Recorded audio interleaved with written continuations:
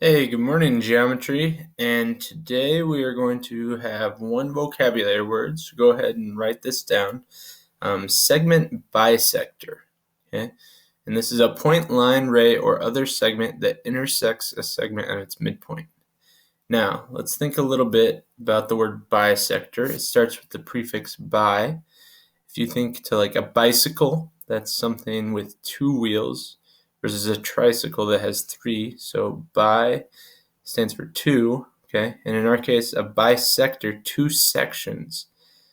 So a point, line, ray, or other segment that intersects a segment at its midpoint.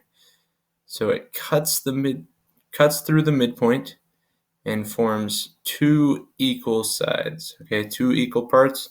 The other word for equal is congruent, okay? Two congruent parts. So if we look at this first example here, it says CG bisects AB. So right here, CG bisects AB. That tells us that between A and B, C right here is the midpoint. It's right in the middle. Okay, that means that from A to C has to be the same as from C to B. And right here we can tell that from C to B is 14. So that means from A to C is also 14. Now, the next part here, EF bisects DC. So right here, EF bisects from D to C. So that means that, as you can see, these marks here and here, from D to E is the same as from E to C. And we already know it tells us that DE is 5. So that means that EC is also 5. Now that answers one of our questions here. EC has to be 5. This next one, AB, the whole length.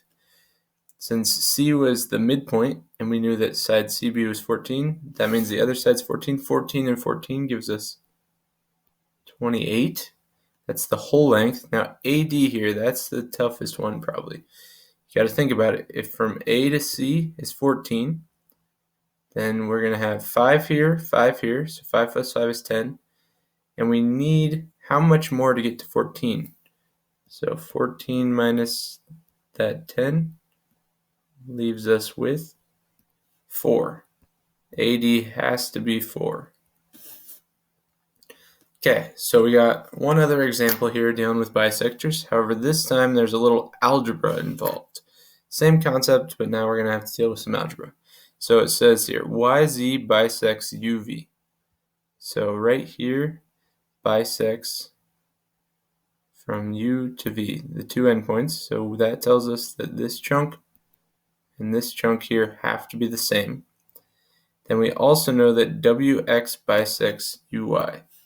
So if WX bisects from U to Y, tells us that this chunk and this chunk are the same, which they already are marked. So now let's go ahead and if those two are the same, that means W is the midpoint. If they're the same, that means they are congruent or equal. So we can set those two equal to each other. 2x plus 3 equals 8x. Now to solve this, we'll subtract 2x. We'll be left with 3 equals 6x. Now here's where you need to be very careful. Lots of you are going to be tempted to tell me that x is 2. But we have to divide by 6. 6 is on the bottom. 3 over 6 gives us 1/2 as our answer for x. Now, to figure out what these two values are, we can just plug it in. So if I plug it in either right there or right there, whichever one's easier for you. So 2 times 1/2 would be 1, plus 3 gives us 4. Or you could do 8 times 1/2, which is also 4. Makes sense that they're the same because this is a bisector. So it goes through the middle, two congruent parts. So UW would be 4. Now, also WY is 4. This next question, YV, it's asking for. Now, if this is 4 here and 4 here, that means this total is 8. So YV is also 8. Now our final part, UV, the whole length of it, 8 plus 8 gives us 16 there. Okay. So now, that's what happens when we're trying to find a bisector. Now let's think back to what we did last week with segment addition postulate, okay? So here, and my one tip for you is anytime you have a scenario where they describe it for you, draw a picture. That'll help you on a lot. Just grab your notebook and draw a picture and label it. It'll make it much easier. So that should always be the first thing you do. And we know that C is somewhere between D and E, somewhere in there. Now, we're going to label if DC is 4x minus 9, and I know this from right here. CE, 3x minus 12. And then the final thing, DE, the whole length, is 28. Now remember, talked about last week with my arm. This part plus this part equals that whole length of my arm. So in our case here, this part plus this part will equal the whole thing. So we can set it up 4x minus 9 plus 3x minus 12. If we add all that together, we're going to get 28. Now notice here, we are trying to find the length of DC. We need to find x first, and then we can plug it in to find DC. So 4x plus 3x gives us 7x. Negative 9 minus 12 gives us minus 21. All that will equal 28. Then add the 21 over, and we get 7x equals 49. So x will have to equal 7. Okay, so now, at this point, the easiest way, in my opinion, is let's just plug it in for that x. So 4 times 7 minus 9. The reason I chose this side of the equation is because we are trying to find DC. So from D here to C. So 4 times 7 is 28. 28 minus 9 will leave us with 19. And this is our answer to this question. If it asked us what CE is, we could instead have plugged it in right here. Okay, but it didn't ask us that, so we don't need that. Okay, so now one more of these. It says suppose G is between H and I. So once again, we want to set up our equation. We know H and I are on the ends. G is somewhere in between there. And then we're going to go ahead and label it. So HG is 3x minus 1. GI is 6x plus 2. And the whole thing from H to I, 15x minus 19. Now, this one maybe seems a little more difficult to you because there's x's on all three of those parts, but it's the exact same concept. It'll be this part plus this part equals the whole thing.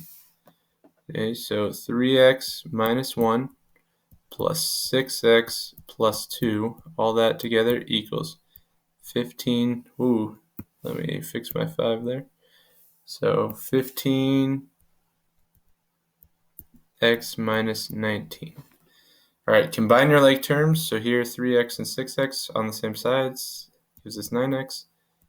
Negative 1 and the 2 will combine to plus 1.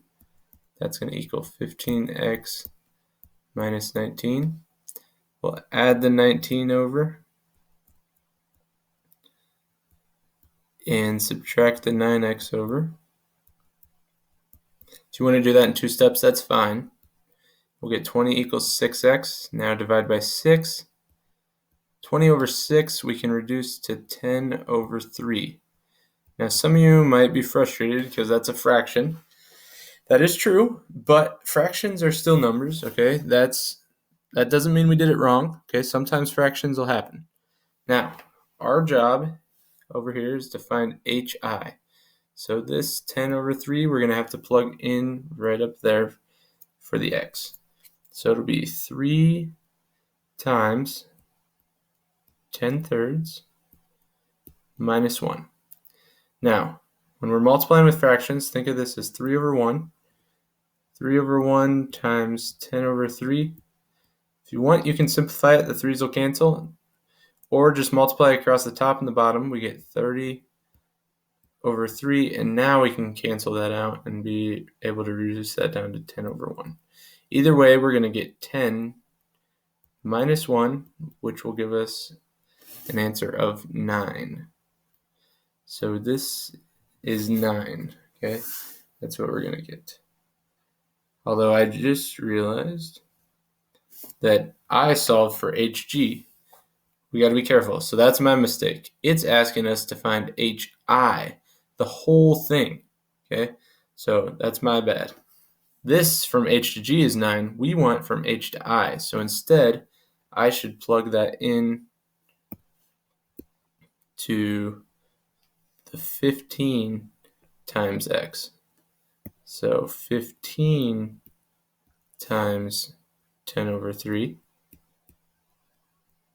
minus 19. Okay, now it's our same concept. That 15 we can think of as over 1. So 15 over 1 times 10 over 3. Now, if you want, I'm going to reduce 3 goes into the 3 once, 3 goes into 15 5 times, and we're left with 50 over 1. So 50 minus 19 would give us an answer of 31. That's what the whole thing is. Now, if the whole thing here is 31 and this part is 9, 31 minus 9 leaves us, we know that GI was 22. Didn't ask us that, but that would be the case. Okay, so final thing I want to briefly talk about here says draw a segment that is at least 3 inches long. Okay, now I know you don't have possibly a ruler that you can use, but if you have one, pull one out, and we draw a segment that's 3 inches long. Now, if it's a segment, that means we go from one end to the other and it stops. So then it says label your segment. So that's AB. And you can use whatever you want. I chose AB to label my segment. Now, if that's segment AB, the name of our segment here is AB, and then we put the little mark over it. If I was asking for the distance from A to B, I would just write it like this, AB, up in the top right there. Okay, now, it says we need to find a bisector, okay? And it must cross the segment through the blank. Now, our bisector always goes through the middle. So measure there, and in the middle, that is called our midpoint. Bisector will always pass through the midpoint. And now we draw our line through there. The line could be perpendicular. It doesn't have to. It just has to go through there. Since it's a line, we're going to have arrows on each side. We still need to label, though. And the name of this line could either be CD or DC. I don't care. The key thing is over the top has the arrows on either end. Okay. So take a look. Please let me know if you guys have any questions. Take a brief look at the day's practice. And then tomorrow we're going to kind of do some application problems. So I'll see you guys tomorrow.